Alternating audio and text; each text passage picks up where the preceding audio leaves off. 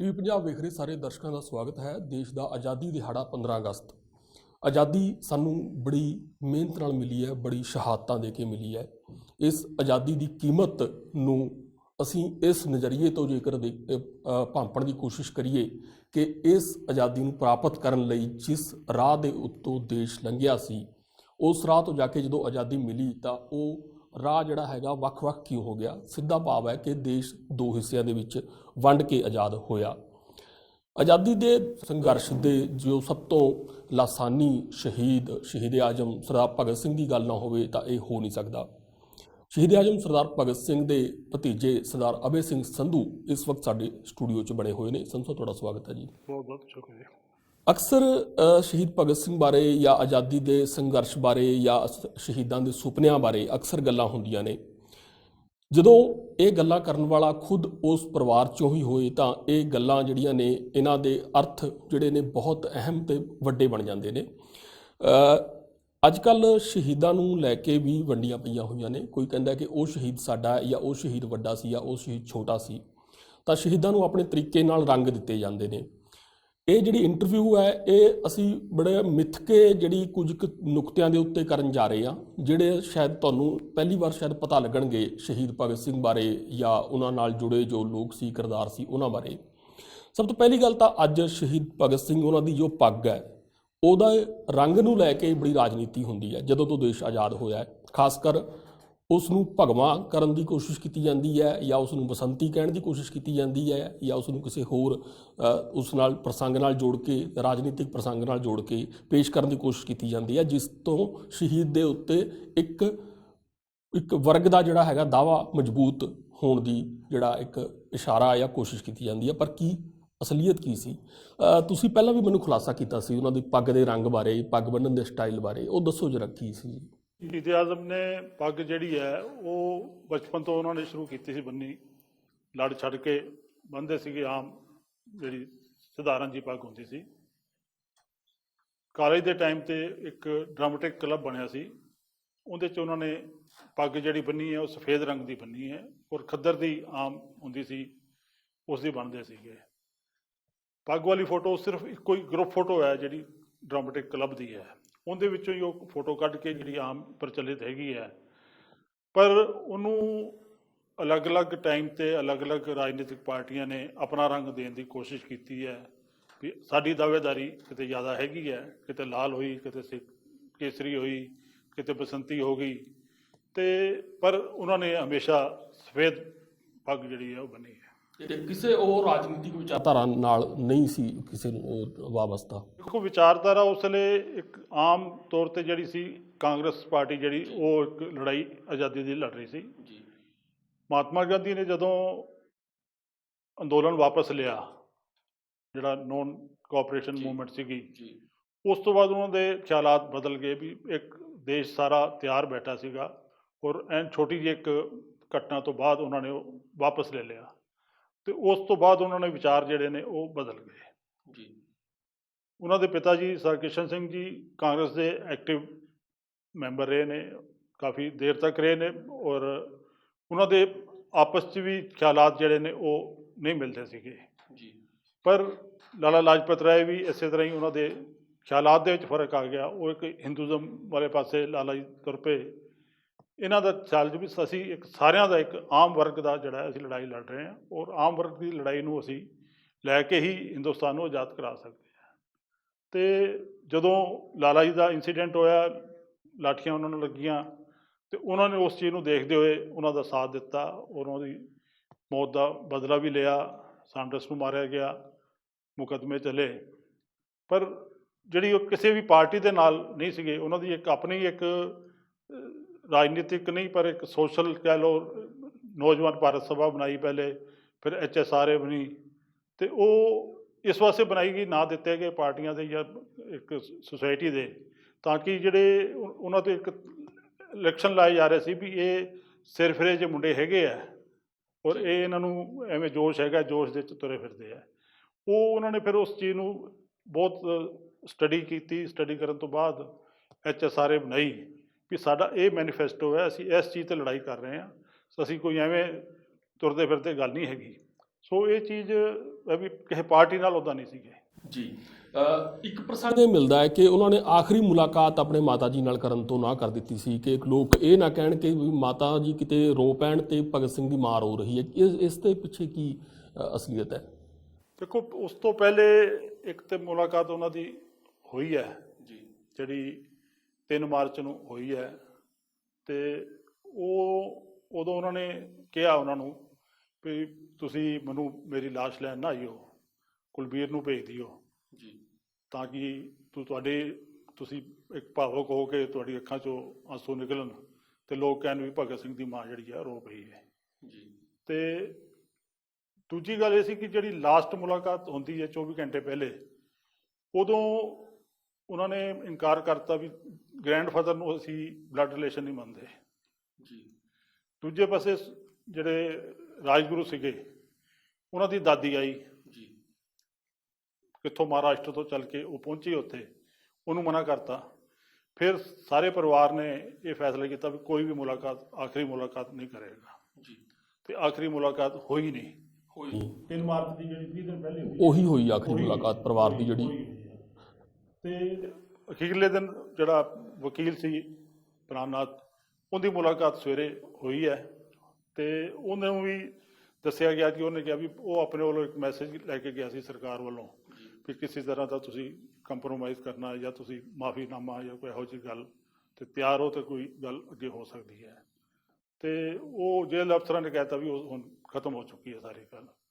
ਉਹ ਇੱਕ ਕਿਤਾਬ ਉਹਨਾਂ ਨੇ ਮੰਗੀ ਸੀ ਲੈਨਿਨ ਦੀ, ਜਿਹੜੀ ਆਖਰੀ ਵਕਤ ਉਹਨਾਂ ਨੂੰ, ਉਹਨੇ ਕਿਹਾ ਵੀ ਉਹ ਕਿਤਾਬ ਲੈ ਕੇ ਆਇਆ ਤੂੰ? ਉਹਨੇ ਕਿਹਾ ਯਾਰ ਲੈ ਆਇਆ ਮੈਂ। ਉਹਨੇ ਉਸੇ ਵੇਲੇ ਉਹਨਾਂ ਨੇ ਗੱਲਾਂ ਬਾਤਾਂ ਵੱਲ ਧਿਆਨ ਨਹੀਂ ਦਿੱਤਾ, ਕਿਉਂਕਿ ਉਹਨਾਂ ਨੂੰ ਪਤਾ ਸੀ ਵੀ ਇਹ ਕੁਛ ਸਾਰੀ ਚੀਜ਼ਾਂ ਜਿੰਨੀਆਂ ਵੀ ਅਪੀਲਾਂ ਸੀ, ਜੋ ਵੀ ਉਹਨਾਂ ਦੀ ਆਪਣੀ ਅਪੀਲ ਨਹੀਂ ਸੀ, ਪਰ ਜੋ ਲੋਕਾਂ ਨੇ ਪਾਈਆਂ ਸੀ ਕਿ ਉਹ ਸਾਰਾ ਕੁਝ ਖਤਮ ਹੋ ਚੁੱਕਾ ਹੈ। ਤੇ ਉਹਨੂੰ ਉਸੇ ਵੇਲੇ ਪੜ੍ਹਨਾ ਸ਼ੁਰੂ ਕਰਤਾ ਵੀ ਥੋੜ੍ਹਾ ਟਾਈਮ ਹੈ। ਤੇ ਉਹਨਾਂ ਦੇ ਮੁਤਾਬਿਕ ਤਾਂ ਅਗਲੇ ਦਿਨ ਫਾਂਸੀ ਹੋਣੀ ਸੀ, ਪਰ ਉਹ ਜਦੋਂ ਸ਼ਾਮ ਤੱਕ ਉਹਨਾਂ ਨੇ ਪੜ੍ਹਦੇ ਸੀ ਤੇ ਉਹਨਾਂ ਨੂੰ ਕਿਹਾ ਗਿਆ ਵੀ ਤਿਆਰੀ ਹੋ ਜਾਓ ਵੀ ਹੁਣ ਫਾਂਸੀ ਤੁਹਾਡੀ ਅੱਜ ਹੀ ਹੋਣੀ ਹੈ। ਤੇ ਉਹਨੇ ਕਿਹਾ ਵੀ ਆਹ ਕਿਤਾਬ ਤੇ ਮੈਨੂੰ ਮੁਕਾ ਲੈਣ ਦਿਓ ਜੀ। ਤੇ ਹੁਣ ਇੱਕ ਇਨਕਲਾਬੀ ਨਾਲ ਮਿਲਣ ਜਾ ਰਿਹਾ ਹੈ, ਤੇ ਇਹੋ ਜਿਹੀ ਗੱਲ ਕਰਕੇ ਉਹਨਾਂ ਨੇ ਕਿਤਾਬ ਦਾ ਪੰਨਾ ਮੋੜ ਕੇ ਕਹਿੰਦੇ ਦੱਸਤਾ। ਦਿੱਲੀ ਹਾਈ ਕੋਰਟ ਦੀ ਕੋਈ ਜਜਮੈਂਟ ਮੈਂ ਸ਼ਾਇਦ ਪੜ੍ਹ ਰਿਹਾ ਸੀ, ਇਸ ਕੇਸ ਨਾਲ ਸੰਬੰਧਿਤ ਹੀ ਹੈ, ਸ਼ਹੀਦ ਭਗਤ ਸਿੰਘ ਉਹਨਾਂ ਦੇ ਕੇਸ ਨਾਲ। ਉਹਦੇ 'ਚ ਜੱਜ ਦਾ ਕਮੈਂਟ ਮੈਂ ਪੜ੍ਹ ਰਿਹਾ ਸੀ ਕਿ ਸਿੰਸੀਅਰ ਰੈਵੋਲੂਸ਼ਨਰੀ ਜਿਹੜਾ ਜੱਜ ਨੇ ਈਵਨ ਕਿ ਇਹ ਕਮੈਂਟ ਕੀਤਾ ਸੀ ਭਗਤ ਸਿੰਘ ਉਹਨਾਂ ਬਾਰੇ, ਜਿਸ ਤਰ੍ਹਾਂ ਕਿ ਤੁਸੀਂ ਵੀ ਜ਼ਿਕਰ ਕੀਤਾ ਹੈ ਕਿ ਦੇਸ਼ ਦੇ ਵਿੱਚ ਉਸ ਸਮੇਂ ਦੇ ਜੋ ਹਾਲਾਤ ਸੀ ਉਹਨਾਂ ਦੇ ਵਿੱਚ ਕੁਝ ਤਾਕਤਾਂ ਭਾਵੇਂ ਦੇਸ਼ ਦੇ ਅੰਦਰੋਂ ਹੋਣ ਭਾਵੇਂ ਬਰਤਾਨਵੀ ਸਰਕਾਰ ਵੱਲੋਂ ਹੋਣ, ਉਹ ਇਸ ਕੋਸ਼ਿਸ਼ 'ਚ ਸੀਗੀਆਂ ਕਿ ਇਹਨਾਂ ਨੂੰ ਸੀਰੀਅਸਲੀ ਨਾ ਲਿਆ ਜਾਏ, ਇਹਨਾਂ ਨੂੰ ਨੌਜਵਾਨ ਫੋਲੋ ਨਾ ਕਰਨ ਲੱਗ ਜਾਣ ਕਿਤੇ। ਜਾਂ ਜਿਸ ਤਰ੍ਹਾਂ ਤੁਸੀਂ ਮਹਾਤਮਾ ਗਾਂਧੀ ਦੀ ਗੱਲ ਕੀਤੀ ਹੈ ਕਿ ਉਹਨਾਂ ਨੇ ਅੰਦੋਲਨ ਵਾਪਸ ਲੈ ਲਿਆ ਸੀ।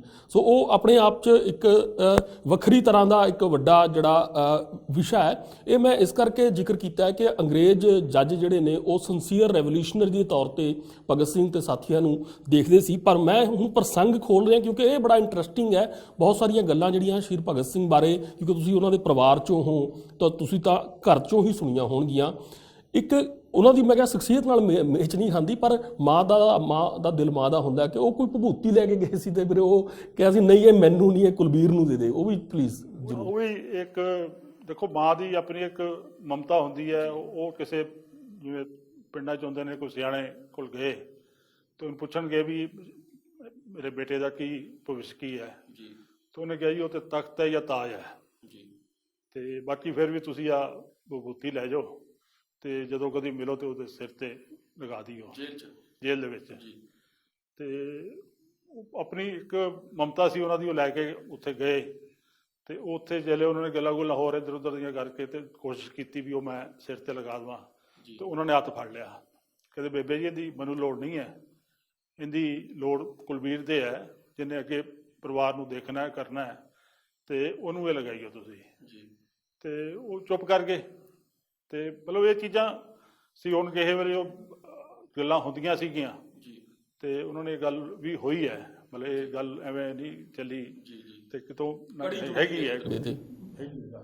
ਇੱਕ ਅੱਜ ਦੀ ਤਰੀਕ, ਚਲੋ ਪੂਰਵ ਸੰਧਿਆ ਹੈਗੀ ਆਜ਼ਾਦੀ ਦਿਹਾੜੇ ਦੀ, ਜਦੋਂ ਇਹ ਪ੍ਰੋਗਰਾਮ ਚੱਲੇਗਾ 15 ਅਗਸਤ ਹੋ ਰਿਹਾ ਹੋਏਗਾ, ਸਾਰੇ ਪਾਸੇ ਜੋ ਜਸ਼ਨ ਮਨਾਏ ਜਾਂਦੇ ਰਹੇ ਹੋਣਗੇ, ਪਾਕਿਸਤਾਨ ਦੇ ਵਿੱਚ ਅੱਜ ਹੋ ਚੁੱਕੇ ਨੇ ਜਸ਼ਨ। ਇਹਦੇ 'ਚ ਇੱਕ ਇਹ ਵੀ ਇੱਕ ਪਹਿਲੂ ਨਿਕਲ ਕੇ ਆਉਂਦਾ ਸਾਹਮਣੇ ਕਿ ਸ਼ਹੀਦ ਭਗਤ ਸਿੰਘ ਦਾ ਜੋ ਪਰਿਵਾਰ ਸੀ, ਤੁਹਾਡਾ ਜੋ ਪਰਿਵਾਰ ਸੀ, ਉਹ ਆਖਰੀ ਸਮੇਂ ਵੀ ਦੇਸ਼ ਨੂੰ ਇੱਕ ਰੱਖਣ ਲਈ ਜਿਹੜਾ ਹੈਗਾ ਨਹਿਰੂ ਤੱਕ ਨੂੰ ਜਿਹੜਾ ਸਮਝਾਉਂਦੇ ਰਹੇ ਨੇ, ਉਹ ਦੱਸੋ ਕਿ ਉਹ ਕੀ ਕਹਾਣੀ ਹੈ ਸਾਰੀ। ਦੇਖੋ, ਉਹ ਸਰ ਅਜੀਤ ਸਿੰਘ ਇਹਨਾਂ ਨਾਲ ਗੱਲ ਜੁੜਦੀ ਹੈ ਜੀ। ਅਜੀਤ ਸਿੰਘ ਇਹਨਾਂ ਦਾ ਇੱਕ ਆਪਣਾ ਬਹੁਤ ਵੱਡਾ ਬੈਕਗਰਾਊਂਡ ਹੈ ਕਿ 1905-6 ਦੇ ਵਿੱਚ ਉਹਨਾਂ ਨੇ ਪਗੜੀ ਸੰਭਾਲ ਜੱਟਾ ਮੂਵਮੈਂਟ ਚਲਾਈ। ਬਿਲਕੁਲ। ਅੰਗਰੇਜ਼ਾਂ ਦੇ ਖਿਲਾਫ ਜਿਹੜੇ ਉਹਨਾਂ ਨੇ ਕਾਨੂੰਨ ਬਣਾਏ ਸੀ ਕਿਸਾਨਾਂ ਦੇ ਵਿਰੋਧ 'ਤੇ, ਉਹ ਉਸ ਦੀ ਐਜੀਟੇਸ਼ਨ ਕੀਤੀ ਉਹਨਾਂ ਨੇ ਲਾਲਾ ਲਾਜਪਤ ਰਾਏ ਦੇ ਨਾਲ ਉਹਨੂੰ ਲੈ ਕੇ। ਅਤੇ ਮਤਲਬ ਐਡੀ ਵੱਡੀ ਐਜੀਟੇਸ਼ਨ ਹੋਈ ਵੀ ਹਜ਼ਾਰਾਂ ਦੇ ਤਾਦਾਦ ਦੇ ਵਿੱਚ ਲੋਕ ਇਕੱਠੇ ਹੁੰਦੇ ਰਹੇ ਬਿਨਾਂ ਕਿਸੇ, ਉੱਥੇ ਲਾਠੀਚਾਰਜ ਹੋਇਆ। ਈਵਨ ਪੁਲਿਸ DC ਨੇ ਮਨਾ ਕਰਤਾ ਵੀ ਕੋਈ ਅਸੀਂ ਲਾਠੀਚਾਰਜ ਨਹੀਂ ਕਰਨਾ, ਕੋਈ ਗੋਲੀ ਨਹੀਂ ਚਲਾਉਣੀ, ਕਿਸੇ ਨੂੰ ਅਰੈਸਟ ਨਹੀਂ ਕਰਨਾ। ਈਵਨ ਮਿਲਟਰੀ ਦੇ ਵਿੱਚ ਵੀ ਉਹਨਾਂ ਨੇ ਮਿਲਟਰੀ ਨੂੰ ਬੁਲਾਉਣ ਦੀ ਕੋਸ਼ਿਸ਼ ਕੀਤੀ ਅਤੇ ਮਿਲਟਰੀ ਵਾਲਿਆਂ ਨੇ ਵੀ ਜਵਾਬ ਦੇ ਦਿੱਤਾ, ਕਿਉਂਕਿ ਇਹਨਾਂ ਨੇ ਆਪਣੀ ਇੱਕ ਇੰਨੀ ਕੁ ਉਹਨਾਂ ਤੱਕ ਪਹੁੰਚ ਕੀਤੀ ਹੋਈ ਸੀ ਵੀ ਅਸੀਂ ਸਹੀ ਲੜਾਈ ਲੜ ਰਹੇ ਹਾਂ। ਅਤੇ ਜਿਹੜਾ 1857 ਦਾ ਸੀਗਾ, ਉਹਦੇ 50 ਸਾਲਾ ਹੈਗਾ। 50 ਸਾਲਾਂ ਤੋਂ ਬਾਅਦ ਹੁਣ ਇਹ ਫਿਰ ਦੁਬਾਰਾ ਕੋਈ ਨਾ ਕੋਈ ਮੂਵਮੈਂਟ ਉੱਠ ਕੇ ਸ਼ਾਇਦ ਫਿਰ ਅਸੀਂ ਕਾਮਯਾਬ ਹੋ ਜਾਈਏ। ਔਰ ਉਹਨਾਂ ਨੇ ਇੱਕ 1903 ਦੇ ਵਿੱਚ ਦਿੱਲੀ ਦੇ ਵਿੱਚ ਜਿੰਨੇ ਮਹਾਰਾਜੇ ਸੀਗੇ ਉਸ ਵੇਲੇ, ਔਰ ਸਭ ਦੀ ਮੀਟਿੰਗ ਬੁਲਾਈ ਸੀ ਅੰਗਰੇਜ਼ਾਂ ਨੇ। ਅਤੇ ਉੱਥੇ ਅਜੀਤ ਸਿੰਘ ਜੀ ਉਸ ਵੇਲੇ ਤਕਰੀਬਨ 21-22 ਸਾਲ ਦੀ ਉਮਰ ਦੇ ਇੱਕ ਨੌਜਵਾਨ, ਜਿਹਦੇ ਕੋਈ ਹੋਰ ਵੱਡੀ ਕੋਈ ਬੈਕਗਰਾਊਂਡ ਨਹੀਂ ਸੀ, ਉਹ ਬਹੁਤ ਸਾਰਿਆਂ ਨਾਲ ਉੱਥੇ ਉਹਨਾਂ ਨੇ ਮੁਲਾਕਾਤ ਕੀਤੀ। ਅਤੇ ਉਹਨਾਂ ਨੂੰ ਇੱਕ, ਜਿਹਨੂੰ ਕਹਿੰਦੇ ਨਾ ਵੀ ਇੱਕ ਬੀਜ ਸੁੱਟਤਾ ਵੀ ਅਸੀਂ ਫਿਰ ਇਕੱਠੇ ਹੋ ਕੇ 1857 ਵਾਲੀ ਗੱਲ ਨੂੰ ਰਿਪੀਟ ਕਰ ਸਕਦੇ ਹਾਂ। ਪਰ ਉਹ ਚੀਜ਼ਾਂ ਇੱਕ ਬੈਕਗਰਾਊਂਡ ਸੀ, ਸਾਰਾ ਕੁਝ ਚੱਲਦਾ ਆਉਂਦਾ ਸੀ। ਅਤੇ ਉਹ ਮੂਵਮੈਂਟ ਦੇ ਵਿੱਚ ਕਾਮਯਾਬ ਹੋਏ। ਸਰਕਾਰ ਨੇ ਉਹ ਕਾਨੂੰਨ ਜਿਹੜੇ ਵਾਪਸ ਲਏ। ਜਿਵੇਂ ਅੱਜ ਦੀ ਡੇਟ ਦੇ ਵਿੱਚ ਫਿਰ 3 ਆਰਡੀਨੈਂਸ ਆਏ ਨੇ ਪੰਜਾਬ ਸਾਰੇ ਹਿੰਦੁਸਤਾਨ ਦੇ ਵਿੱਚ, ਅਤੇ ਉਹ ਇੱਕ ਸਾਰੀਆਂ ਜਥੇਬੰਦੀਆਂ ਫਿਰ ਲੱਗੀਆਂ ਨੇ ਵੀ ਉਹਨੂੰ ਕਿਸੇ ਤਰ੍ਹਾਂ ਵਾਪਸ ਹੋਵੇ। ਅਤੇ ਉਹ ਕਰਦੇ ਕਰਾਂਦੇ ਮਤਲਬ 1907 ਤੋਂ ਬਾਅਦ ਵਿੱਚ ਸ਼ਹੀਦ ਆਜ਼ਮ ਦਾ ਜਨਮ ਹੋ ਜਾਂਦਾ। ਉਹਨਾਂ ਦਾ ਨਾਂ 'ਤੇ ਵੀ ਆ ਗਈ ਵੀ ਦਾਦੀ ਜੀ ਨੇ ਭਾਗਾ ਵਾਲਾ ਨਾਂ ਰੱਖਿਆ, ਉਹ ਜਿਹੜਾ ਭਗਤ ਸਿੰਘ ਦੇ ਨਾਂ, ਕਿਉਂਕਿ ਉਹਨਾਂ ਨੂੰ ਰਿਹਾਈ ਹੋਈ ਸੀ ਉਸ ਵੇਲੇ ਮਾਂਡਲੇ ਜੇਲ੍ਹ ਤੋਂ। ਅਤੇ 1909-10 ਦੇ ਵਿੱਚ ਉਹ ਇੱਥੋਂ ਪਾਕਿਸਤਾਨ ਹੁੰਦੇ ਹੋਏ ਅਫਗਾਨਿਸਤਾਨ, ਇਰਾਕ, ਈਰਾਨ ਔਰ ਤਕਰੀਬਨ 38 ਸਾਲ ਦੇ ਕਰੀਬ ਜਲਾਵਤਨ ਰਹੇ। ਔਰ ਅਲੱਗ-ਅਲੱਗ ਕੰਟਰੀਆਂ ਦੇ ਵਿੱਚ ਰਹਿ ਕੇ ਉਹਨਾਂ ਨੇ ਇਟਲੀ ਦੇ ਵਿੱਚ ਸਾਰੀ ਜਿਹੜੀ ਫੌਜ ਫੜੀ ਗਈ ਸੀ, ਹਿੰਦੁਸਤਾਨੀ ਜਿਹੜੇ ਸੀਗੇ ਅੰਗਰੇਜ਼ ਦੇ ਕੰਮ ਕਰਦੇ ਸੀ ਦੂਜੀ ਵਰਲਡ ਵਾਰ ਦੇ ਵਿੱਚ, ਉਹਨਾਂ ਨੂੰ ਟ੍ਰੇਨਿੰਗ ਦੇਣੀ, ਉਹਨਾਂ ਨੂੰ ਸਾਰਾ ਕੁਝ ਕਰਨਾ, ਨੇਤਾ ਜੀ ਨਾਲ ਮੁਲਾਕਾਤ, ਇਹ ਸਾਰੀ ਚੀਜ਼ਾਂ ਹੁੰਦੀਆਂ ਰਹੀਆਂ। ਜਰਮਨੀ ਤੋਂ ਰੇਡੀਓ ਤੋਂ ਬਰੋਡਕਾਸਟ ਕਰਕੇ ਲੋਕਾਂ ਨੂੰ ਇਕੱਠੇ ਕਰਨਾ, ਉਹਨਾਂ ਨੂੰ ਸੰਦੇਸ਼ ਦੇਣੇ ਵੀ ਕਿਸ ਤਰ੍ਹਾਂ ਅਸੀਂ ਜੰਗ ਲੜਨੀ ਹੈ ਔਰ ਅੱਗੇ ਕਿਵੇਂ ਅਸੀਂ ਕਾਮਯਾਬ ਹੋ ਸਕਦੇ ਹਾਂ। ਅਤੇ 1946 'ਚ ਉਹ ਵਾਪਸ ਆਏ, ਜਦੋਂ ਉਹਨਾਂ ਨੂੰ ਸੀਗਾ ਵੀ ਮੈਂ ਜਦ ਤੱਕ ਆਪਣੀ ਸਰਕਾਰ ਦਾ ਜਾਂ ਕੋਈ ਡਾਕੂਮੈਂਟ ਨਹੀਂ ਬਣਨਗੇ ਮੈਂ ਵਾਪਸ ਨਹੀਂ ਜਾਵਾਂਗਾ। ਅਤੇ ਉਦੋਂ ਇੰਟਰਮ ਗੌਰਮੈਂਟ ਬਣ ਗਈ ਸੀ 46 ਦੇ ਵਿੱਚ। ਅਤੇ ਉਹ ਫਿਰ ਬਿਮਾਰ ਵੀ ਰਹਿੰਦੇ ਸੀ, ਫਿਰ ਵੀ ਉਹਨਾਂ ਨੂੰ ਕਿਸੇ ਤਰ੍ਹਾਂ ਡਾਕੂਮੈਂਟਸ ਬਣਵਾ ਕੇ ਉਹਨਾਂ ਨੂੰ ਲਿਆਂਦਾ ਗਿਆ। ਦਿੱਲੀ ਦੇ ਵਿੱਚ ਉਹਨਾਂ ਦੀ, ਉਹ ਲਾਹੌਰ ਆਏ ਸਿੱਧੇ, ਫਿਰ ਉੱਥੋਂ ਦਿੱਲੀ ਉਹਨਾਂ ਦੇ ਵਾਸਤੇ ਸਪੈਸ਼ਲ ਉਹਨਾਂ ਨੂੰ ਕਿਹਾ ਗਿਆ, ਮੀਟਿੰਗ ਦਾ ਅਰੇਂਜਮੈਂਟ ਹੋਇਆ। ਪੰਡਿਤ ਨਹਿਰੂ ਨੂੰ ਉਸ ਵੇਲੇ ਮੁਲਾਕਾਤ ਕੀਤੀ ਅਤੇ ਉਹਨਾਂ ਨੇ ਕਿਹਾ पंडित जी ये जो आप समझौता करने जा रहे हैं ये बहुत इसकी आपको कीमत देनी पड़ेगी। वो कहते नहीं नहीं हमने कर रहे हैं। वो कहते उन्होंने पंजाबी से किया भी मूंगे की दाल खा के ये नहीं रुकना, इनके वास्ते कुर्बानी देनी पैनी है। जे अज नहीं दोगे तो आने वाली पीढ़ियाँ जड़ियाँ ने वो कुर्बानी देंगे। तो मतलब दूजे लफ्ज़ां 'ਚ ਇਹ ਸੀ ਕਿ ਉਹਨਾਂ ਨੇ ਕਿਹਾ ਸੀ ਵੀ ਇੱਕ ਤਰ੍ਹਾਂ ਕਿਸੇ ਨੂੰ ਜਿਨ੍ਹਾਂ ਨਾਲ ਗੱਲਬਾਤ ਸੀ ਵੀ ਜਿਨ੍ਹਾਂ ਅਗਰ ਕਿਸੇ ਤਰ੍ਹਾਂ ਨਾਲ ਕੰਪਰੋਮਾਈਜ਼ ਹੋ ਜਾਂਦਾ ਅਤੇ ਤੁਸੀਂ ਉਹਦੀ ਇੱਕ ਮੈਡੀਕਲ ਰਿਪੋਰਟ ਵੀ ਆਈ ਸੀ ਵੀ ਉਹਦੀ ਕੋਈ ਲੰਬੀ ਉਮਰ ਨਹੀਂ ਹੈਗੀ ਔਰ ਅੱਗੇ ਤੁਸੀਂ ਇੱਕ ਡੈਮੋਕ੍ਰੈਟਿਕ ਮੁਲਕ ਬਣਨ ਜਾ ਰਹੇ ਹੋ ਅਤੇ ਫਿਰ ਸਰਕਾਰ ਤੁਹਾਡੀਆਂ ਨੇ। ਅਤੇ ਪਰ ਉਦੋਂ ਉਹਨੇ ਕਿਹਾ ਠੀਕ ਹੈ ਨਹੀਂ ਅਸੀਂ ਕਰਾਂਗੇ। ਉਹ ਨਹੀਂ ਹੋ ਸਕੀ। ਪਰ ਇਸੇ ਚੀਜ਼ ਨੂੰ ਉਹ ਲੈ ਕੇ 1947 ਨੂੰ ਸਿਹਤ ਉਹਨਾਂ ਦੀ ਠੀਕ ਸੀ, ਡਾਕਟਰਾਂ ਨੇ ਕਿਹਾ ਵੀ ਡਲਹੌਜ਼ੀ ਤੁਸੀਂ ਠਹਿਰੋ, ਉੱਥੇ ਪਹਾੜੀ ਇਲਾਕੇ 'ਚ ਥੋੜ੍ਹਾ ਜਿਹਾ ਤੁਹਾਨੂੰ ਠੀਕ ਰਹੇਗਾ। ਅਤੇ ਅਖੀਰਲੇ ਦਿਨ 15 ਅਗਸਤ ਨੂੰ ਰਾਤ ਨੂੰ ਉਹਨਾਂ ਨੇ ਸਾਰਾ ਰੇਡੀਓ 'ਤੇ ਪ੍ਰੋਗਰਾਮ ਸੁਣਿਆ ਅਤੇ ਸਵੇਰੇ 3 ਵਜੇ ਉਹਨਾਂ ਨੇ ਉੱਠ ਕੇ ਅਤੇ ਉਹਨਾਂ ਕੋਲ ਉਸ ਵੇਲੇ ਉਹਨਾਂ ਦੇ ਘਰ ਵਾਲੀ ਸੀਗੀ ਬੀਬੀ ਹਰਨਾਮ ਕੌਰ ਜੀ ਅਤੇ ਹੋਰ 1-2 ਜਣੇ ਸੀਗੇ ਪਰਿਵਾਰ ਦੇ, ਬਾਕੀ ਸਾਰੇ 'ਤੇ ਪਾਰਟੀਸ਼ਨ ਹੋ ਰਿਹਾ ਸੀ, ਕਿਤੇ ਨਾ ਕਿਤੇ ਫਸੇ ਸੀਗੇ। ਅਤੇ ਉਹਨਾਂ ਨੂੰ ਕਹਿੰਦੇ ਵੀ ਮੇਰਾ ਇੱਕ ਮੈਸੇਜ ਲਿਖ ਲਓ, ਜਿਨ੍ਹਾਂ ਲੋਕਾਂ ਨੇ 38 ਸਾਲ ਮੈਨੂੰ ਮਦਦ ਕੀਤੀ ਹੈ ਉਹਨਾਂ ਨੂੰ ਮੈਂ ਕੋਈ ਮੈਸੇਜ ਦੇਣਾ ਚਾਹੁੰਦਾ। ਤੇ ਵੀ ਤੁਸੀਂ ਮੈਸੇਜ ਲਿਖ ਲਓ ਤੇ ਉਸ ਤੋਂ ਤੁਸੀਂ ਦੇ ਦੇਣਾ। ਤੇ ਉਹ ਡਾਕਟਰ ਨੂੰ ਬੁਲਾਇਆ ਗਿਆ, ਉਹ ਕਹਿੰਦਾ ਜੀ ਕੋਈ ਲੋੜ ਨਹੀਂ ਲਿਖਣ ਦੀ, ਇਹ ਬਿਲਕੁਲ ਨਾਰਮਲ ਨੇ। ਇਹਨਾਂ ਦੀ ਪਲਸ ਪੁਲਸ ਚੈੱਕ ਕੀਤੀ, BP ਵਗੈਰਾ ਸਾਰਾ ਕੀਤਾ, ਕਹਿੰਦੇ ਬਿਲਕੁਲ ਨਾਰਮਲ ਨੇ, ਜੇ ਤੁਸੀਂ ਕੋਈ ਲਿਖੋਗੇ ਤੇ ਇਹ ਉਲਟਾ ਅਸਰ ਪਏਗਾ। ਤੇ ਉਹ ਸਮਝ ਕੇ ਕਹਿੰਦੇ ਵੀ ਜੇ ਮੈਂ ਜਿੰਦਾ ਰਹਿ ਗਿਆ ਤੇ ਕੀ ਅਰਜ਼ ਹੈ, ਤੁਸੀਂ ਲਿਖ ਲਓ। ਪਰ ਸਾਰਿਆਂ ਨੇ ਮਨਾ ਕਰਤਾ, ਨਹੀਂ ਲਿਖਿਆ। ਫਿਰ ਅਲਟੀਮੇਟਲੀ ਉਹ ਮਤਲਬ ਇੱਕ ਸੀਗੀ ਵੀ ਸਭ ਤੋਂ ਆਪਣੀ ਘਰਵਾਲੀ ਨੂੰ ਉਹ ਇੱਕਦਮ ਨਾ ਪੈਰੀ ਹੱਥ ਲਾ ਕੇ ਕਹਿੰਦੇ ਵੀ ਮੈਂ ਤੈਨੂੰ ਸਭ ਤੋਂ ਜ਼ਿਆਦਾ ਦੁੱਖ ਦਿੱਤਾ। ਉਹ ਇੱਕਦਮ ਪਿੱਛੇ ਹਟ ਗਏ, ਕਹਿੰਦੇ ਵੀ ਮੈਂ ਵੀ ਉਸ ਮੁਲਕ ਦੀ ਔਰਤ ਹੈਗੀ ਹਾਂ ਜਿਹਦੇ ਮੁਲਕ ਵਾਸਤੇ ਤੁਸੀਂ ਲੜਾਈ ਲੜਦੇ ਰਹੇ ਹੋ, ਅਤੇ ਵੀ ਮੈਂ ਤੁਸੀਂ ਮੇਰੇ 'ਤੇ ਨਾ ਜਾਂਦੇ ਜਾਂਦੇ ਕੋਈ ਇਹੋ ਜਿਹਾ ਪਹਾੜ ਚਲਾਓ। ਅਤੇ ਮਤਲਬ ਉਹ ਫਿਰ ਆਪਣਾ ਚੱਦਰ ਲਈ ਅਤੇ ਆਪਣਾ ਸ਼ੀਸ਼ ਛੱਡ ਗਏ। ਔਰ ਆਜ਼ਾਦੀ ਤੋਂ ਬਾਅਦ ਪਹਿਲਾ ਤਿਰੰਗਾ ਜਿਹੜਾ ਹੈ ਉਹਨਾਂ ਦੀ ਦੇਹ 'ਤੇ ਪਾਇਆ ਗਿਆ ਜੀ, ਅਤੇ ਡਲਹੌਜ਼ੀ 'ਚ ਉੱਥੇ ਸਮਾਧ ਉਹਨਾਂ ਦੀ ਬਣੀ ਹੋਈ ਹੈ। ਛੋਟੇ ਛੋਟੇ ਕੁਝ ਸਵਾਲ ਜਿਵੇਂ ਤੁਸੀਂ ਕਿਹਾ ਕਿ ਅਜੀਤ ਸਿੰਘ ਉਹਨਾਂ ਦੀ ਬਰਸੀ ਵੀ 15 ਅਗਸਤ ਨੂੰ ਹੀ ਆਪਾਂ ਈਵਨ ਕਿ ਉਸੇ ਸਾਲ ਉਸੇ ਦਿਨ ਉਹ ਫੌਤ ਹੋਏ। ਪਹਿਲਾ ਤਿਰੰਗਾ ਵੀ ਤੁਸੀਂ ਕਹਿ ਰਹੇ ਹੋ ਕਿ ਉਹਨਾਂ ਦੀ ਦੇਹ 'ਤੇ ਪਾਇਆ ਗਿਆ, ਪਰ ਭਾਰਤ ਦੇ ਵਿੱਚ ਆਜ਼ਾਦੀ ਤੋਂ ਇੰਨੇ ਸਾਲਾਂ ਬਾਅਦ ਵੀ ਸਰਕਾਰੀ ਤੌਰ ਦੇ ਉੱਤੇ ਆਜ਼ਾਦੀ ਦੇ ਸੰਘਰਸ਼ ਦਾ ਕਿਸੇ ਨੂੰ ਵੀ ਸ਼ਹੀਦ ਨਹੀਂ ਐਲਾਨਿਆ ਗਿਆ। ਇਸ ਨੁਕਤੇ ਨੂੰ ਤੁਸੀਂ ਕਿਸ ਤਰ੍ਹਾਂ ਲੈਂਦੇ ਹੋ? ਸਰਕਾਰੀ ਤੌਰ ਤੇ ਉੱਤੇ ਕੋਈ ਸ਼ਹੀਦ ਨਹੀਂ, ਸਾਡਾ ਰਾਸ਼ਟਰਪਿਤਾ ਬਣ ਗਿਆ, ਮਹਾਤਮਾ ਗਾਂਧੀ ਰਾਸ਼ਟਰਪਿਤਾ ਬਣਾ ਲਿਆ, ਪਰ ਉਹ ਵੀ ਸ਼ਹੀਦ ਨਹੀਂ ਕਿਸੇ ਨੂੰ ਐਲਾਨਿਆ। ਉਹ ਵੀ ਕਿਤੇ ਸਰਕਾਰੀ ਤੌਰ ਤੇ ਨਹੀਂ ਹੈ, ਇੱਕ ਨਾਂ ਪ੍ਰਚਲਿਤ ਹੋ ਗਿਆ ਤੇ ਵੀ ਉਹਨੂੰ ਰਾਸ਼ਟਰਪਿਤਾ ਦੀ ਗੱਲ ਆ ਗਈ। ਸ਼ਹੀਦ ਤੇ ਦੇਖੋ ਲੋਕਾਂ ਦੇ ਦਿਲਾਂ 'ਚ ਹੈ, ਲੋਕ ਹੀ ਉਹਨਾਂ ਨੂੰ ਸ਼ਹੀਦ ਆਜ਼ਮ ਦਾ ਦਰਜਾ ਦਿੱਤਾ। ਔਰ ਜਿੱਥੋਂ ਤੱਕ ਪੋਲੀਟੀਕਲ ਗੱਲ ਹੈਗੀ ਹੈ ਉਹਦੇ 'ਚ ਇਹ ਕਿ ਪਿਛਲੀਆਂ ਸਰਕਾਰਾਂ, UPA ਸਰਕਾਰ ਸੀ, ਬਹੁਤ ਸਾਰੇ ਲੋਕਾਂ ਨੇ ਸਵਾਲ ਕੀਤੇ ਵੀ ਇਹਨਾਂ ਨੂੰ ਸ਼ਹੀਦ ਦਾ ਦਰਜਾ ਕਿਉਂ ਨਹੀਂ ਦਿੱਤਾ ਗਿਆ, ਜਾਂ ਕੀ ਹੈ, ਸ਼ਹੀਦ ਹੋਏ ਕਿ ਨਹੀਂ ਹੋਏ। ਅਤੇ ਉਹਨਾਂ ਨੇ ਅਲਟੀਮੇਟਲੀ ਕਿਹਾ ਕਿ ਅਸੀਂ ਇਹਨਾਂ ਨੂੰ ਸ਼ਹੀਦ ਦਾ ਦਰਜਾ ਦਿੱਤਾ ਹੋਇਆ, ਅਸੀਂ ਇਹਨਾਂ 'ਤੇ ਸਟੈਂਪ ਜਾਰੀ ਕਰਤੀ, ਸਿੱਕਾ ਜਾਰੀ ਕਰਤਾ, ਅਤੇ ਇਹ ਕਿਤਾਬਾਂ 'ਚ ਦੇ ਦਿੱਤਾ, ਅਸੀਂ ਉੱਥੇ ਸਟੈਚੂ ਵੀ ਲਾ ਦਿੱਤਾ ਪਾਰਲੀਮੈਂਟ ਦੇ ਵਿੱਚ, ਅਤੇ ਸ਼ਹੀਦ ਮੰਨਦੇ ਹਾਂ ਅਸੀਂ। ਪਰ ਸਰਕਾਰੀ ਲਿਸਟ ਕੋਈ ਨਹੀਂ, ਲਿਸਟ ਕੋਈ ਨਹੀਂ। ਉਹ ਕਹਿੰਦੇ ਸਾਡੀ ਲਿਸਟ ਕੋਈ ਇਹੋ ਜਿਹੀ ਹੈ ਨਹੀਂ ਜਿਹਦੇ 'ਚ ਅਸੀਂ ਇਹਨਾਂ ਨੂੰ ਐਡ ਕਰ ਸਕੀਏ। ਜਿਹੜੀ ਹੁਣ NDA ਸਰਕਾਰ ਆਈ, ਦੁਬਾਰਾ ਵੀ ਆਈ, ਇਸ ਤੋਂ ਪਹਿਲੇ ਇਹਨਾਂ ਨੇ ਵੀ ਇਹ ਇੱਕ ਐਲਾਨ ਕੀਤਾ ਸੀ ਜਦੋਂ 14 ਦੇ ਵਿੱਚ ਵੀ ਅਸੀਂ ਜਦੋਂ ਸਰਕਾਰ 'ਚ ਆਏ ਤਾਂ ਅਸੀਂ ਸ਼ਹੀਦ ਦਾ ਦਰਜਾ ਦੇਵਾਂਗੇ। ਪਰ ਇਹ ਵੀ ਹੁਣ 6 ਸਾਲ ਹੋ ਗਏ, ਸ਼ਹੀਦ ਦਾ ਦਰਜਾ ਇਹਨਾਂ ਨੇ ਵੀ ਦੇਣ ਤੋਂ ਕਤਰਾਉਂਦੇ ਰਹੇ ਨੇ।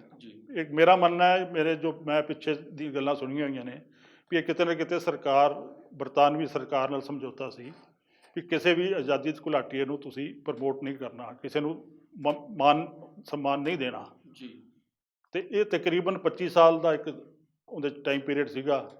25 ਸਾਲ ਤੱਕ ਕਿਸੇ ਆਜ਼ਾਦੀ ਦੇ ਘੁਲਾਟੀਏ ਨੂੰ ਕੋਈ ਸਨਮਾਨ ਨਹੀਂ ਦਿੱਤਾ ਗਿਆ। 25 ਸਾਲ ਬਾਅਦ 1971 ਦੇ ਵਿੱਚ ਇੱਕ ਕਮੇਟੀ ਬਣਾ ਕੇ ਪੈਨਸ਼ਨ ਦਾ ਸਿਲਸਿਲਾ ਸ਼ੁਰੂ ਕਰਤਾ, ਜੋ ਸੁਤੰਤਰਤਾ ਸੰਗਰਾਮ ਪੈਨਸ਼ਨ ਵਗੈਰਾ। ਪੈਨਸ਼ਨ ਵਾਸਤੇ ਤਾਂ ਨਹੀਂ ਲੜੇ, ਮਤਲਬ ਉਹ ਪੈਨਸ਼ਨ ਵਾਸਤੇ ਵੀ ਉਹਦੇ 'ਚ ਵੀ ਸੀ ਵੀ ਤੁਸੀਂ ਆਪਣਾ ਸਰਟੀਫਿਕੇਟ ਦਿਓ ਵੀ ਤੁਸੀਂ ਜੇਲ੍ਹ 'ਚ ਰਹੇ। ਹੁਣ 25 ਸਾਲ ਲੰਘ ਗਏ, 25 ਸਾਲ ਦਾ ਉਦੋਂ ਸੀ ਬੰਦਾ ਐਵਰੇਜਲੀ, ਨੌਜਵਾਨ ਸੀਗੇ 20-22 ਸਾਲ 25 ਸਾਲ ਦੇ। ਉਹਨਾਂ ਨੇ ਕੋਈ ਜੇਲ੍ਹ 'ਚ ਇਸ ਵਾਸਤੇ ਕਿਹਾ ਨਹੀਂ ਮੈਂ ਪੈਨਸ਼ਨ ਮਿਲੂ, ਕਦੀ ਆਜ਼ਾਦੀ ਹੋ ਜਾਊਗੀ ਤਾਂ ਮੈਨੂੰ ਪੈਨਸ਼ਨ ਮਿਲੂਗੀ, ਫਿਰ ਲਾਤਾ ਉਹਨਾਂ ਨੂੰ ਕੰਮ। ਮਤਲਬ ਚਲੋ ਇਹ ਇੱਕ ਅਲੱਗ ਚੀਜ਼, ਪਰ ਉਹ ਲੱਗਦਾ ਕਿ ਇਹ ਅੱਜ ਵੀ ਜਿਹੜੀ ਸਰਕਾਰ ਹੈ ਇਹਦੇ ਕਿਤੇ ਨਾ ਕਿਤੇ ਉਹਨਾਂ ਨਾਲ ਇਹੋ ਜਿਹੇ ਸਮਝੌਤੇ ਹੈਗੇ ਨੇ ਜਿਸ ਤੋਂ ਇਹ ਕਤਰਾਉਂਦੇ ਨੇ। ਇੱਕ ਸਵਾਲ, ਵੈਸੇ ਤਾਂ ਸਵਾਲ ਬਹੁਤ ਸਾਰੇ ਨੇ ਸ਼ਹੀਦ ਭਗਤ ਸਿੰਘ ਬਾਰੇ, ਅਸੀਂ ਅੱਗੇ ਵੀ ਜ਼ਰੂਰ ਪ੍ਰੋਗਰਾਮ ਰੱਖਾਂਗੇ ਕਿਉਂਕਿ ਸਮੇਂ ਦੀ ਇੱਕ ਹੁੰਦੀ ਹੈ, ਸੀਮਾ ਹੁੰਦੀ ਹੈ।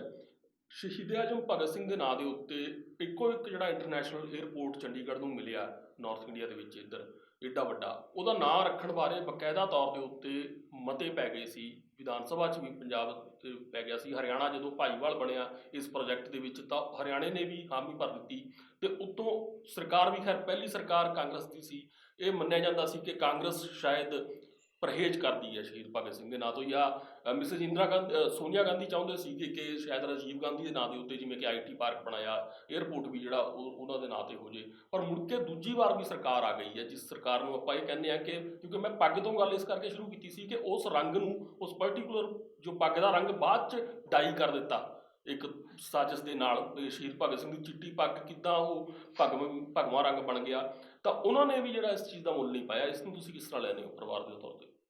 ਦੇਖੋ ਬੜੀ ਸ਼ਰਮਨਾਕ ਗੱਲ ਹੈ ਕਿ ਮਤਲਬ ਜਿਵੇਂ ਤੁਸੀਂ ਦੱਸਿਆ ਵੀ ਅਸੈਂਬਲੀ 'ਚ ਪਾਸ ਕਰਤਾ, ਔਰ ਮਤਾ ਪਾਸ ਅੰਮ੍ਰਿਤਸਰ ਔਰ ਮੋਹਾਲੀ ਦਾ ਇੱਕੋ ਮਤਾ ਹੈ। ਬਿਲਕੁਲ। ਇੱਕੋ ਦਿਨ ਇੱਕੋ ਮਤਾ ਹੈ ਜਿਹਦੇ 'ਚ ਸਾਰੇ ਸਰਬਸੰਮਤੀ ਨਾਲ ਪਾਸ ਹੋਇਆ। ਜੀ ਜੀ ਹਰਿਆਣੇ ਨਾਲ ਨਹੀਂ ਮੰਨਦਾ। ਹੁਣ ਜਿਸਲੇ 14 ਦੇ ਵਿੱਚ ਇਹਦਾ ਉਦਘਾਟਨ ਹੋਣਾ ਸੀ, ਜੀ ਉਦੋਂ ਨਾਂ 'ਤੇ ਵਿਵਾਦ ਸ਼ੁਰੂ ਕਰਤਾ। ਬਿਲਕੁਲ ਸਰਕਾਰ ਹਰਿਆਣੇ ਦੀ ਬਦਲ ਗਈ, ਉਹਨਾਂ ਨੇ ਇੱਕ ਹੋਰ ਸ਼ੁਭ ਕਰਤਾ ਛੱਡਤਾ ਕਿ ਮੰਗਲ ਸੈਨ ਦੇ ਨਾਂ 'ਤੇ ਰੱਖਿਆ ਜੀ ਜਾਵੇ। ਜੀ ਉਹ ਵੀ ਪ੍ਰੋਟੈਸਟ ਹੋਇਆ, ਲੋਕਾਂ ਨੇ ਵਿਰੋਧ ਕੀਤਾ, ਈਵਨ ਪਾਰਲੀਮੈਂਟ 'ਚ ਸਵਾਲ ਹੋਏ।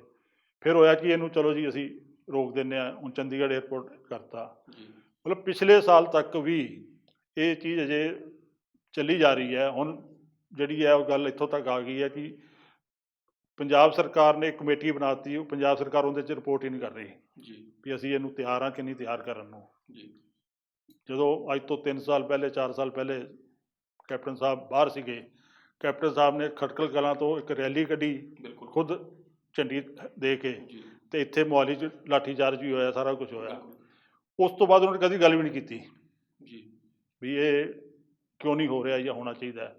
ਪਿੱਛੇ ਜੇ ਅਮਿਤ ਸ਼ਾਹ ਨੇ ਇੱਥੇ ਇੱਕ ਮੀਟਿੰਗ ਲਈ ਸੀ, ਜੀ ਨੌਰਥ ਏਰੀਆ ਦੇ ਸਾਰੇ ਸਟੇਟ ਸੀ, ਉਹਦੇ 'ਚ ਵੀ ਇਹ ਖਾਸ ਮਤਾ ਸੀਗਾ ਵੀ ਇਹਦੇ 'ਤੇ ਗੱਲਬਾਤ ਹੋਵੇ, ਤੇ ਉਹਦੇ 'ਚ ਮਜ਼ਾਕ ਦੇ 'ਚ ਗੱਲ ਰਹਿ ਗਈ। ਉਹਨੇ ਕਹਿਤਾ ਜੀ ਅਸੀਂ ਨਹੀਂ ਕਰਨਾ ਚਾਹੁੰਦੇ। ਹੁਣ ਅੜਿਆ ਪਿਆ ਨਾਂ ਸ਼ਹੀਦ ਆਜ਼ਮ ਭਗਤ ਸਿੰਘ ਦੇ ਨਾਂ 'ਤੇ ਕੋਈ ਇਤਰਾਜ਼ ਨਹੀਂ, ਜੀ ਪਰ ਚੰਡੀਗੜ੍ਹ ਹੋਵੇ ਜਾਂ ਮੋਹਾਲੀ ਹੋਵੇ। ਜੀ ਹਾਂ ਹੁਣ ਗੱਲ ਇੱਥੇ ਕੁ ਫਸੀ ਹੈ ਵੀ ਚੰਡੀਗੜ੍ਹ ਹੋਵੇ ਜਾਂ ਮੋਹਾਲੀ ਹੋਵੇ, ਕਿਉਂਕਿ ਜ਼ਮੀਨ ਮੋਹਾਲੀ ਦੀ ਸੀ, ਪ੍ਰੋਜੈਕਟ ਸਾਂਝਾ ਸੀ ਸਾਰਾ। ਸਾਂਝਾ ਪ੍ਰੋਜੈਕਟ ਸੀ, ਪਰ ਤੁਸੀਂ ਚੰਡੀਗੜ੍ਹ ਨੂੰ ਵੀ, ਤੁਹਾਨੂੰ ਚੰਡੀਗੜ੍ਹ 'ਤੇ ਕਿਉਂ ਇਤਰਾਜ਼ ਹੈ ਪੰਜਾਬ ਵਾਲਿਆਂ ਨੂੰ? ਜੀ ਰਾਜਧਾਨੀ ਰਾਜਧਾਨੀ ਤੁਹਾਡੀ ਵੀ ਹੈ, ਕਾਮਨ ਰਾਜਧਾਨੀ ਹੈ। ਜੀ ਤੁਸੀਂ ਚੰਡੀਗੜ੍ਹ 'ਤੇ ਕਲੇਮ ਵੀ ਅੱਜ ਕਰਦੇ ਹੋ, 60% ਤੁਸੀਂ ਆਪਣਾ ਰੱਖਦੇ ਵੀ ਹੋ, ਜੀ ਤੇ ਫਿਰ ਚੰਡੀਗੜ੍ਹ 'ਤੇ ਇਤਰਾਜ਼ ਨਹੀਂ ਹੋਣਾ ਚਾਹੀਦਾ। ਤੇ ਉਦੋਂ ਅਮਿਤ ਸ਼ਾਹ ਨੇ ਕਹਿਤਾ ਠੀਕ ਹੈ, आपने जो पैसा लिया वो वापस कर दो। ਜੀ ਬਿਲਕੁਲ तो पैसा किन्ने देना ਸੀ ਤੇ ਕਿੰਨੇ ਲੈਣਾ ਸੀ, ਉਹ ਫਿਰ ਕਟਾਈ 'ਚ ਪੈ ਗਿਆ। ਜੀ ਹੁਣ ਪਿੱਛੇ ਜੇ ਗੱਲ ਹੋਈ ਸੀ, ਉਹ ਕਹਿ ਰਹੇ ਫਿਰ ਕਿਸੇ ਤਰ੍ਹਾਂ ਮੂਵ ਚੱਲ ਰਹੀ ਹੈ ਵੀ ਸ਼ਾਇਦ ਦੇਖੋ ਇਲੈਕਸ਼ਨਾਂ ਦੇ ਨੇੜੇ ਤੇੜੇ ਕੋਈ ਜ਼ੋਰ ਲੱਗ ਜਾਏ ਕਿਸੇ ਦਾ, ਤੇ ਕੋਈ ਇਹਨੂੰ ਉਸ ਇਲੈਕਸ਼ਨ ਮੂਵ ਦੇ ਵਿੱਚ ਕੋਈ ਕਰ ਲੈਣ। ਜੀ ਮੇਰਾ ਜਾਂਦੇ ਆਖਰੀ ਸਵਾਲ ਹੈ ਕਿ ਹੁਣ ਜਿਵੇਂ ਤੁਸੀਂ ਅਜੀਤ ਸਿੰਘ ਉਹਨਾਂ ਦੀ ਗੱਲ ਸੁਣਾਈ, ਕਿਸ ਤਰ੍ਹਾਂ ਉਹਨਾਂ ਨੇ ਜਲਾਵਤਨੀ ਚੱਲੀ, ਸਾਰਾ ਕੁਝ ਕੀਤਾ ਹੈ, ਤੇ ਇਸੇ ਤਰ੍ਹਾਂ ਕੇਂਦਰ ਨਾਲ, ਉਦੋਂ ਕੇਂਦਰ ਦੇ ਵਿੱਚ ਬਰਤਾਨਵੀ ਸਾਮਰਾਜ ਬੈਠਾ ਸੀ, ਤੇ ਅੱਜ ਕੇਂਦਰ ਦੇ ਵਿੱਚ ਭਾਰਤੀ ਸਿਆਸਤਦਾਨਾਂ ਦੀ ਜਿਹੜੀ ਸਿਆਸੀ ਜਮਾਤਾਂ ਬੈਠੀਆਂ ਨੇ, ਪਰ ਹੁਣ ਫਿਰ ਉਸੇ ਤਰ੍ਹਾਂ ਆਰਡੀਨੈਂਸ ਆ ਰਹੇ ਨੇ, ਨਾਗਰਿਕਤਾ ਕਾਨੂੰਨ ਆ ਰਹੇ ਨੇ, ਵਿਸ਼ੇਸ਼ ਰਾਜਾਂ ਦੇ ਦਰਜੇ ਤੋੜੇ ਜਾ ਰਹੇ ਨੇ, ਬੜਾ ਕੁਝ ਹੋ ਰਿਹਾ। ਇਸ ਨੂੰ ਕਿਸ ਤਰੀਕੇ ਨਾਲ ਤੁਸੀਂ ਕਿਸ ਨਜ਼ਰੀਏ ਤੋਂ ਲੈਂਦੇ ਹੋ? ਅੱਜ ਦੇਸ਼ ਜਿਸ ਪਾਸੇ ਜਾ ਰਿਹਾ। ਦੇਖੋ ਇਹ ਇੱਕ ਬਦਕਿਸਮਤੀ ਹੈ ਵੀ ਉਦੋਂ ਅੰਗਰੇਜ਼ਾਂ ਨੂੰ ਲੜਾਈ ਲੜ ਕੇ ਤੇ ਕੱਢਿਆ। ਜੀ ਹੁਣ ਅੱਜ ਇਨਵੈਸਟਮੈਂਟ ਦੇ ਨਾਂ 'ਤੇ ਅਸੀਂ ਫਿਰ ਦੁਬਾਰਾ ਬਾਹਰ ਦੀਆਂ ਕੰਪਨੀਆਂ ਨੂੰ ਬੁਲਾ ਰਹੇ ਹਾਂ, ਜੀ ਔਰ ਜਿੰਨੀਆਂ ਅਸੀਂ ਪਬਲਿਕ ਸੈਕਟਰ ਦੀਆਂ ਸੰਸਥਾਵਾਂ ਸੀ, ਉਹਨਾਂ ਨੂੰ ਹੌਲੀ ਹੌਲੀ ਅਸੀਂ ਪ੍ਰਾਈਵੇਟੇਸ਼ਨ ਕਰ ਰਹੇ ਹਾਂ। ਪ੍ਰਾਈਵੇਟੇਸ਼ਨ ਵੀ ਚਲੋ ਇੱਕ ਦੀ 2-4 ਜਿਹੜੀਆਂ ਕੰਪਨੀਆਂ ਨੇ ਉਹੀ ਸਾਰਾ ਕੁਛ ਜੀ ਉਹਨਾਂ ਦੇ ਸਿਰ 'ਤੇ ਚੱਲ ਰਿਹਾ ਹੈ, ਜੀ ਜੀ ਔਰ ਆਉਣ ਵਾਲੇ ਹਾਲਾਤ ਕੋਈ ਚੰਗੇ ਨਜ਼ਰ ਨਹੀਂ ਆਉਂਦੇ। ਜੀ ਤੇ ਬਾਕੀ ਲੋਕਾਂ ਨੇ ਸਰਕਾਰਾਂ ਚੁਣਨੀਆਂ ਨੇ, ਆਉਣ ਵਾਲੇ ਟਾਈਮ ਦੇ ਵਿੱਚ ਲੋਕ ਅਵੇਅਰ ਹੋਣ ਇਸ ਚੀਜ਼ ਨੂੰ, ਔਰ ਲੋਕਾਂ ਨੇ ਇਹਨੂੰ ਮਤਲਬ ਅਲਟੀਮੇਟਲੀ ਫੈਸਲੇ ਦੇਣੇ ਹੈ। ਜੀ ਜੇ ਲੋਕਾਂ 'ਚ ਅਵੇਅਰਨੈਸ ਆ ਜਾਈ, ਹੁਣ ਜੋ ਹੁਣ ਬਾਹਰ ਦੀ ਇੱਕ ਰੇਸ ਸੀ ਉਹ ਤੇ ਠੱਲ ਪੈ ਗਈ, ਜੀ ਔਰ ਪੈ ਜਾਏਗੀ, ਉੱਥੇ ਵੀ ਹਾਲਾਤ ਕੋਈ ਮਾੜੇ ਤੋਂ ਵਰਸ ਹੋ ਰਹੇ ਨੇ। ਜੀ ਤੇ ਸ਼ਾਇਦ ਪੰਜਾਬ ਦਾ ਜਿਹੜਾ ਨੌਜਵਾਨ ਹੈ, ਔਰ ਬਾਕੀ ਹਿੰਦੁਸਤਾਨ ਦੇ ਵੀ ਜਿਹੜੇ ਨੌਜਵਾਨ ਹੈ, ਉਹਨਾਂ ਨੂੰ ਕੁਛ ਸਮਝ ਆਵੇ ਵੀ ਦੇਸ਼ ਬਾਰੇ ਸਾਨੂੰ ਸੋਚਣਾ ਚਾਹੀਦਾ ਹੈ, ਤਾਂ ਕਿ ਅਸੀਂ ਗਲਤ ਹੱਥਾਂ ਦੇ ਵਿੱਚ ਫਿਰ ਨਾ ਕਿਸੇ ਆਪਣੇ ਮੁਲਕ ਨੂੰ ਦੇ ਦਈਏ। ਜੀ ਭਾਰਤ ਦੀ ਆਜ਼ਾਦੀ ਦੇ ਦਿਹਾੜੇ ਦੇ ਮੌਕੇ ਦੇ ਉੱਤੇ ਅਸੀਂ ਗੱਲ ਕੀਤੀ ਹੈ ਸ਼ਹੀਦ ਆਜ਼ਮ ਭਗਤ ਸਿੰਘ ਦੇ ਭਤੀਜੇ ਸਰਦਾਰ ਅਭੈ ਸਿੰਘ ਸੰਧੂ ਉਹਨਾਂ ਦੇ ਨਾਲ। ਗੱਲ ਅਸੀਂ ਪੱਗ ਦੇ ਰੰਗ ਤੋਂ ਸ਼ੁਰੂ ਕੀਤੀ ਸੀ, ਤੇ ਆ ਕੇ ਨੌਜਵਾਨਾਂ ਦੀ ਗੱਲ ਮੁੱਕੀ ਹੈ। ਨੌਜਵਾਨ ਸਾਲ 'ਚ 2 ਵਾਰ ਜ਼ਰੂਰ ਰੈਲੀਆਂ ਕੱਢਦੇ ਨੇ, ਮੋਟਰਸਾਈਕਲ ਰੈਲੀਆਂ ਕੱਢਦੇ ਨੇ। ਇੱਕ ਭਗਤ ਸਿੰਘ ਉਹਨਾਂ ਦੇ ਸ਼ਹੀਦੀ ਦਿਹਾੜੇ ਦੇ ਮੌਕੇ, ਇੱਕ ਜਨਮ ਦਿਨ ਦੇ ਮੌਕੇ 'ਤੇ, ਇੱਕ ਮਾਰਚ ਮਹੀਨੇ ਪੈਂਦਾ ਤੇ ਇੱਕ ਸਤੰਬਰ ਮਹੀਨੇ ਜਿਹੜਾ ਅਗਲਾ ਮਹੀਨਾ ਆ ਰਿਹਾ ਹੈ। ਪਰ ਰੰਗ ਦੇ ਉਸ 'ਚ ਆ ਕੇ ਜਿਹੜਾ ਜੋ ਸੋਚ, ਅਸਲੀ ਸੋਚ ਸੀ ਸ਼ਹੀਦਾਂ ਦੀ, ਜਿਸ ਤੋਂ ਹੁਣ ਦੇਸ਼ ਪਰੇ ਜਾ ਰਿਹਾ, ਜਿਵੇਂ ਆਪਾਂ ਰਾਜਨੀਤਿਕ ਤੌਰ ਦੇ ਉੱਤੇ ਵੀ ਗੱਲ ਕੀਤੀ ਹੈ, ਇੱਕ ਏਅਰਪੋਰਟ ਤੱਕ ਦਾ ਨਾਮ ਸ਼ਹੀਦਾਂ ਨੂੰ ਨਹੀਂ ਦਿੱਤਾ ਜਾ ਸਕਿਆ। ਇੱਥੋਂ ਤੱਕ ਕਿ ਕੋਈ ਸਰਕਾਰੀ ਸੂਚੀ ਵੀ ਨਹੀਂ, ਜਿਹਦੇ ਪਿਛਲਾ ਇੱਕ ਸ਼ਾਇਦ ਇਹ ਵੀ ਬਹੁਤ ਘੱਟ ਲੋਕਾਂ ਨੂੰ ਸ਼ਾਇਦ ਹੁਣ ਤੱਕ ਪਤਾ ਲੱਗਾ ਹੋਵੇਗਾ ਕਿ ਸ਼ਾਇਦ ਬਰਤਾਨਵੀ ਸਾਮਰਾਜ ਜਦੋਂ ਇੱਥੋਂ ਉਹ ਜਾ ਰਹੇ ਸੀਗੇ ਦੇਸ਼ ਨੂੰ ਆਜ਼ਾਦ ਕਰਕੇ, ਉਹਨਾਂ ਨਾਲ ਕੋਈ ਸੰਯੁਕਤ ਸਮਝੌਤਾ ਜਾਂ ਕੋਈ ਕਰਾਰ ਹੋਇਆ ਸੀ ਕਿ ਆਪਣੇ ਸ਼ਹੀਦਾਂ ਨੂੰ ਘੱਟੋ ਘੱਟ 25 ਸਾਲ ਤੁਸੀਂ ਜਿਹੜਾ ਉਹਨਾਂ ਦੀ ਜਿਹੜੀ ਹੈਗੀ ਪਹਿਚਾਣ ਨਹੀਂ ਬਣਨ ਦੇਣੀ, ਉਹਨਾਂ ਨੂੰ ਸਥਾਪਿਤ ਨਹੀਂ ਹੋਣ ਦੇਣਾ। ਇਹ ਵੀ ਆਪਣੇ ਆਪ 'ਚ ਬੜੀ ਮੰਦਭਾਗੀ ਗੱਲ ਹੈ ਜਿਹੜੀਆਂ ਗੱਲਾਂ ਦਾ ਖੁਲਾਸਾ ਹੋਇਆ। ਇਸ ਇੰਟਰਵਿਊ ਦਾ ਸਾਡਾ ਮਕਸਦ ਬਹੁਤ ਸਾਰੇ ਉਸ ਤਰ੍ਹਾਂ ਦੇ ਇਤਿਹਾਸਕ ਜੋ ਪ੍ਰਸੰਗ ਨੇ ਉਹਨਾਂ ਨੂੰ ਡਿਜੀਟਲੀ ਡਾਕੂਮੈਂਟਾਈਜੇਸ਼ਨ ਉਹਨਾਂ ਦੀ ਕਰਨਾ ਹੈ ਤਾਂ ਕਿ ਇਹ ਚੀਜ਼ਾਂ ਅੱਗੇ ਵਾਸਤੇ ਸਾਂਭੀਆਂ ਰਹਿ ਸਕਣ। ਆਜ਼ਾਦੀ ਕੀ ਹੈ, ਸ਼ਹੀਦਾਂ ਦੇ ਸੁਪਨੇ ਕੀ ਸੀਗੇ, ਉਹ ਇੱਕ ਬਹੁਤ ਵੱਡਾ ਵਿਸ਼ਾ ਹੈ, ਉਸ ਦੇ ਉੱਤੇ ਵੀ ਜ਼ਰੂਰ ਕਦੇ ਫਿਰ ਜੁੜਾਂਗੇ। ਬਹੁਤ ਸ਼ੁਕਰੀਆ ਜੀ। Thank you. ਸਤਿ ਸ਼੍ਰੀ ਅਕਾਲ ਜੀ, ਮੈਂ ਨਿਰਮਲ ਮਾਨ ਪੂਰਾ ਟੈਕਸਟਾਈਲ ਤੋਂ। ਇਹ ਤੁਸੀਂ ਵੀਡੀਓ ਦੇਖ ਰਹੇ ਸੀ ਟੀਵੀ ਪੰਜਾਬ ਦੇ ਉੱਤੇ। ਇਹੋ ਜਿਹੇ ਹੋਰ ਜਾਣਕਾਰੀ ਭਰਪੂਰ ਵੀਡੀਓ ਦੇਖਣ ਵਾਸਤੇ ਟੀਵੀ ਪੰਜਾਬ ਦੇ ਚੈਨਲ ਨੂੰ ਸਬਸਕ੍ਰਾਈਬ ਕਰੋ ਤੇ ਨਾਲ ਹੇਠ ਦਿੱਤੇ ਹੋਏ ਬੈਲ ਆਈਕਨ ਦੇ ਬਟਨ ਦਬਾਓ। ਸਤਿ ਸ਼੍ਰੀ ਅਕਾਲ।